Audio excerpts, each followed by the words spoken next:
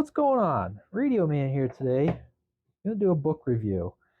Now, this book is not strictly CB radio related. This book is The Guerrilla's Guide to the Baofeng Radio by NC Scout. He has a podcast called Radio Contra, which is how I heard about the book. I enjoy the podcast, and he put this book out, and I want to do a little bit of review about it. First thing is that um, this book is not specifically geared towards CB radio or DX chasing. This or even as an amateur radio book, it can be applied. The principles can be applied to CB radio, amateur radio, but there's a lot of information that pertain to the Baofeng radio, which is what I have here. He delves into other topics, but this is more for somebody that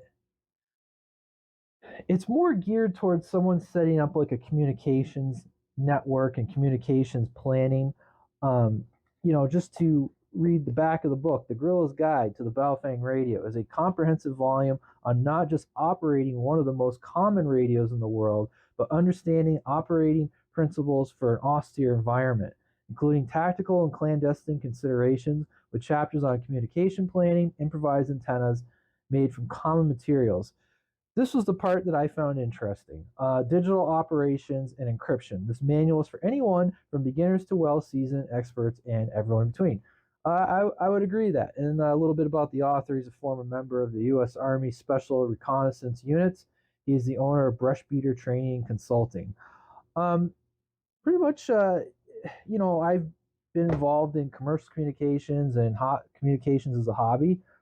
The material presented in the book I don't disagree with. I don't come from a military background, so that consideration of the way the way they're setting up communicate, this is kind of geared towards people that are into prepping and communications training.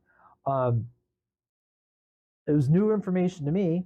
The chapter that I found interesting, it wasn't necessarily anything that you can't find on the internet, was the chapter on I found most interesting was a crash course on field antennas. You guys probably saw I did a video on the jungle antenna. I'd known about the jungle antenna, but this book kind of inspired me to build one, and I built one for CB radio. And I tried it, and there's a video to that. I can put a link in the description. I'll also put a link to this book on Amazon. If you guys click that, I actually get a little bit of money for it, which would be nice. I'm not being paid for the review, but if you decide to purchase the book, I get a little bit of a commission.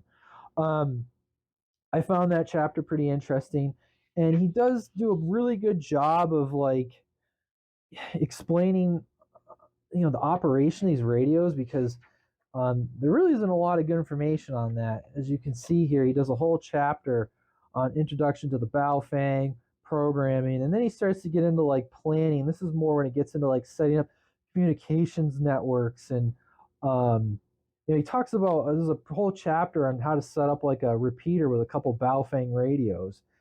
And I found everything good in this book. Why should you own this book? I think I've noticed with the internet, things disappear. People don't pay for web hosting or whatever anymore. It's not bad to have a few books around for reference. So I think it's a worthwhile book to have in your collection. Like I said, maybe for most of the people that are watching my channel, I do just some videos on prepping, but I don't know what percentage you guys are. Some of you guys are just strictly into, diehard CB heads. There's a little something for you in here. I just know a lot of people own these radios, and the information, that's these don't come with like a lot of like instructional type manuals, and he goes through how to set up a lot of things on them. Overall, I don't remember what I paid for the book, but it wasn't that expensive. It doesn't say anywhere on here. I'll put that link in the description. But anyways, I do think that the book was worthwhile. A lot of someone that's new to communications, there's a lot of useful information in the appendix of this book. I found particularly, like the Baofeng repeater setup was really interesting, where he made a repeater and he showed how to do it with just common stuff that you could find in a hardware store or a Harbor Freight, for example. And he puts the whole thing in an ammo can, using a gel cell battery and a little solar panel. And he lists all the parts that you're going to need. Like I said, I think the only thing you couldn't get in a Harbor Freight is the little Baofeng cable, and I can put a link to that too, just to help you guys find some of this stuff if it is on Amazon. But obviously, Baofeng's not going to do anything for you on CB radio. But how to make a field expedient antenna too for that repeat. It's really a lot of good information. Um, not a knock against the author. There wasn't, like I said, there wasn't a lot in this book I didn't already know or how to find the information. A lot of the military side of it, like the reports and things like that, considerations for clandestine communications, that material was very new to me. Um, so I learned something there. But like I said, I think it's a worthwhile book to have in your stash, especially if you're into communications for prepping. I think it's a great resource, especially books on this type of topic. The current political climate right now, who knows what people might think this is like no material someday, on the internet. And you guys have seen what goes on the internet. This information may become hard to find, the way things are with tech industries right now. So maybe this is a book worthwhile having on your shelf, in my opinion, because someone might say, "Oh, this book's linked to what I got to even be careful what words I use because they might do something to my video."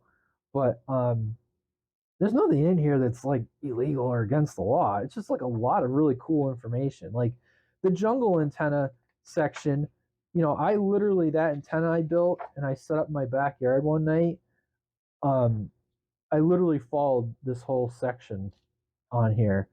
Um, and there's more than one. He goes into making Yagis and sloping V antennas. This is, like I always say, yes, my channel is CB radio focused, but I really think if you're going to get into this hobby, you really should utilize things like MIRS, shortwave, to kind of like well round yourself. I just think that CB radio is a great segue because it provides that license free, low buck entry into radio, but you also still can get the benefit from the long distance communication with skip and the ground wave that CB offers that you don't get out of MIRS and GMRS. Um, you'd have to delve into the ham world to get your license to get access to that wide range of frequencies. Whereas CB, you get a little bit of both, and you don't need a license. And I always think that people should always have CB. So, anyways, I'm going to conclude this video. The only thing I'd like to end the video with is that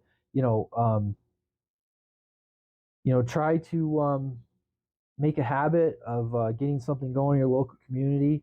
If you're saying, oh, there's nobody around, maybe you make a habit of every, once a week getting on the radio. Remember that scene in that movie, I Am Legend, where he said, this is so and so, and this is where I am, and I'll repeat this message every day at this time. Maybe you got to do that every day.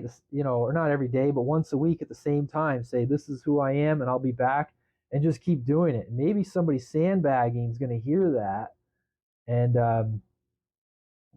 maybe you'll start some sort of local communication scene. I would also recommend leveraging Facebook groups. And trying to find people that are local and to start getting something going. So get out there, start using those radios. And with that, this is Radioman out. Thank you.